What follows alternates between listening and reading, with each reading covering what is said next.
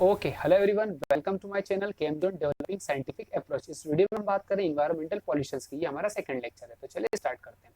Water pollution से water pollutions की अगर हम बात करें तो कोई भी अनवांटेड सब्सटेंस जब हमारे वाटर के अंदर मिक्स करते हैं तो हमारा वाटर पॉल्यूट हो जाता है, जिसे हम वाटर पॉल्यूशन कहते हैं। और फैक्ट तो ये है कि केवल 3% वाटर है जो हमारे अर्थ पर यूजेबल है। देन हम बात करें सोर्स ऑफ वाटर पॉल्यूशन की, तो carbonate, sulphate of magnesium, potassium, ammonia, carbon monoxide, carbon dioxide and industrial remains, ये हमारे सोर्स होते हैं वाटर पॉल्यूशन के। फिर हम बात करते हैं सी वाटर। सी वाटर की बेसिकली अगर हम बात करें तो हैवी मेटल्स, हाइड्रोकार्बन और पेट्रोलियम, ये मिक्स होने से हमारा सी वाटर भी पॉल्यूट हो जाता है। एक फैक्ट तो ये है कि अगर हम कंटेमिनेट वाटर की बात करें जिसमें अगर मर्क्यूरी प्रेजेंट हो तो हमें मिनीमाटा डिसीज हो जाती है।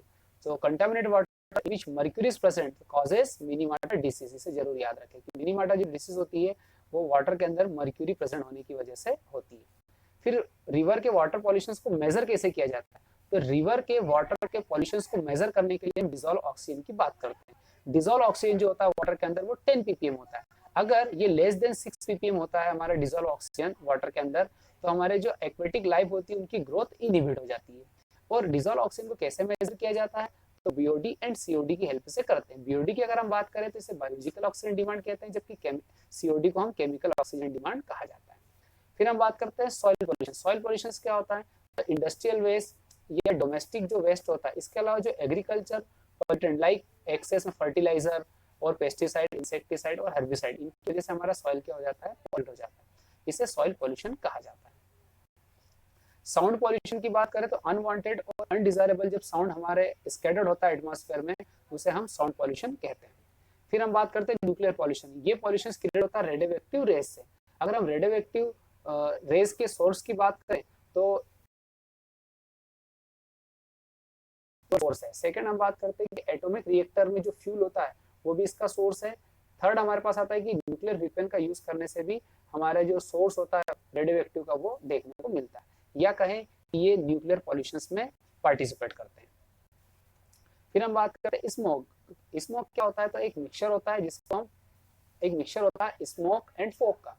इसके अलावा अगर हम बात करें तो ये रिड्यूसिंग और क्लासिकल स्मोक कहा जाता है। और रिड्यूसिंग और क्लासिकल स्मोक की अगर बात करें तो वो मिक्सचर होता है SO2 एंड फोक का।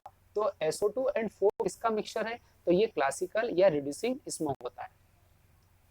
फिर हमारे पास आता है कि ये क्या करता है, तो हमारी रेस्पिरेटरी जो ऑर्गन्स होते हैं और जो ब्रोंकाइटिस होती है उसको अफेक्ट करता है। फिर हम बात करते हैं फोटोकेमिकल स्मोक। फोटोकेमिकल जो स्मोक होता है ये फोटोकेमिकल रिएक्शन से क्रिएट होता है। अब ये कैसे बनता है, इसकी बात अगर हम करें तो फोटोकेमिकल जो स्मोक होता है ये फोटोकेमिकल रिएक्शंस करता है। किसके साथ करता है, तो इंडस्ट्रीज और व्हीकल से जो स्मोक निकलता है उसके साथ। तो इंडस्ट्रीज और व्हीकल से निकलने वाला जो स्मोक होता है उनके अंदर प्रेजेंट होते हैं NO2, NO, aldehyde, ozone and hydrocarbon and acetyl परऑक्सी acetyl nitrate, जिनसे ये क्या करता है, रिएक्ट करता है और फोटोकेमिकल स्मोक बनाता है। और इसकी वजह से हमारी इरिटेशन होती है आईज में, या कहें कि it is causes irritation of eyes. Then हम बात करते हैं ग्लोबल वार्मिंग। ग्लोबल वार्मिंग की अगर हम बात करें तो CO2 की जब क्वांटिटी हमारे एटमॉस्फेयर में बढ़ जाती है, जिससे हमारा नेचुरल जो ग्रीन हाउस होता है वो डिसबैलेंस हो जाता है और हमारी अर्थ का टेम्परेचर बढ़ जाता है, जिसे हम ग्लोबल वार्मिंग कहते हैं। तो ग्लोबल वार्मिंग के अंदर जो CO2 होता है वो इंपॉर्टेंट रोल प्ले करता है।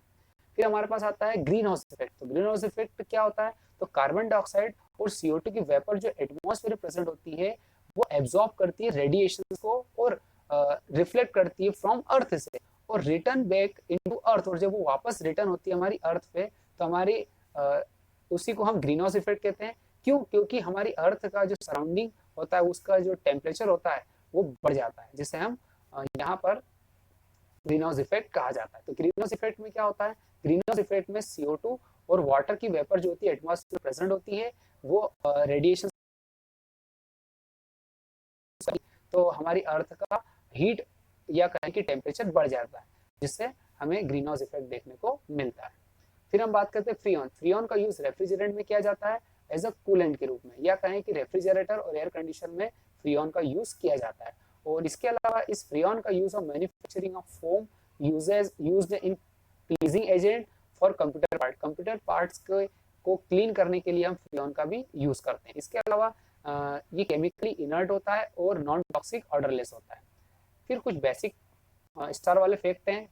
फर्स्ट हमारा फैक्ट है कि फ्लोरोसिस जो होता है वो बोन डिसीज को रिप्रेजेंट करता है। पीएलवी की अगर हम बात करें तो थ्रेशोल्ड लिमिट वैल्यू होती है, और बीएससी की अगर हम बात करें तो बेंजीन हेक्साक्लोराइड इसे कहा जाता है, और या कहीं किसी इंसेक्टिसाइड भी कहा जाता है। देन हम बात करें चिपको आंदोलन, तो चिपको आंदोलन जो होता है वो फॉरेस्ट कंजर्वेशन से रिलेटेड है, और इसको मिस्टर सुंदरलाल बहुगुणा ने दिया था। सो इस तरह से क्या कर सकते हैं हम इन्वायरमेंटल पॉल्यूशन को समझ सकते हैं। सो आई होप आपको ये समझ में आया होगा। Thank you so much for watching my video.